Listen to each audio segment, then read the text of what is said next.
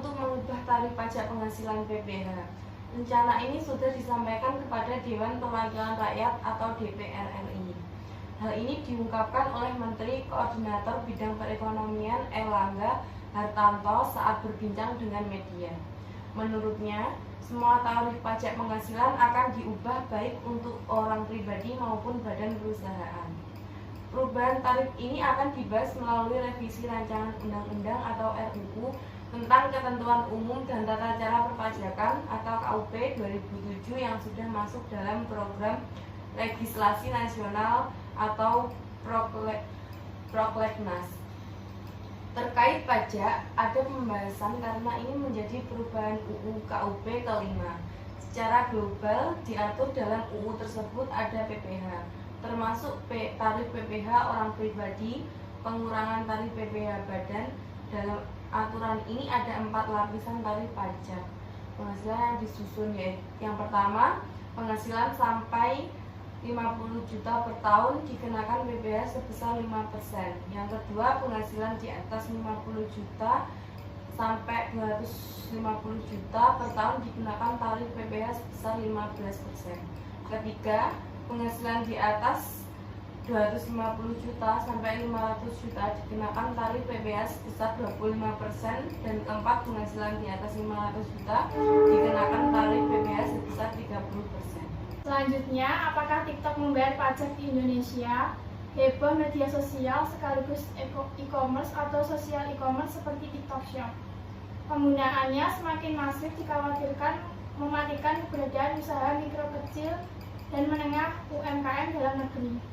Direktur Potensi Kepatuhan dan Penerimaan Direktorat Jenderal Pajak Kemenku Ihsan Riyawibawa mengatakan TikTok terdaftar sebagai salah satu pemungut PPN, PMSE atau perdagangan melalui sistem elektronik sejak 2020.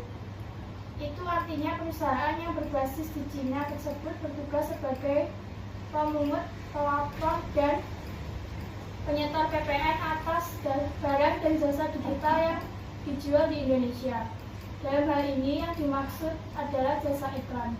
Pemerintah sendiri berencana untuk mengatur media sosial seperti TikTok yang dipakai untuk berjualan dan bertransaksi. Pasalnya, izin TikTok sebagai media sosial bukan e-commerce. Selanjutnya, Dirjen Pajak atau Direktorat Jenderal Pajak Kementerian Keuangan menyebut TikTok Shop hingga saat ini belum dikenakan pajak e-commerce. Meski perusahaan tersebut sudah melakukan transaksi jual beli. Direktur Potensi Kepatuhan dan Penerimaan di Dirjen Pajak Ihsan Riyawibawa mengatakan saat ini TikTok hanya terdaftar sebagai perusahaan yang dipungut pajak tambahan nilai atau PPN perdagangan melalui sistem elektronik. Artinya Dirjen Pajak hanya menerima pajak pengiklan yang ditayangkan di TikTok. Minggu ini aturan itu akan tertuang dalam revisi Permendag nomor 50 tahun 2020 tentang ketentuan perizinan usaha, perikanan, pembinaan, dan pengawasan pelaku usaha dalam perdagangan melalui sistem elektronik. Menteri Perdagangan Zulkifli Hasan mengatakan dalam revisi aturan tersebut akan diatur sejumlah ketentuan terkait perniagaan elektronik. Salah satunya, pemerintah Indonesia bakal melarang media sosial yang merangkap sebagai e-commerce atau platform jual beli.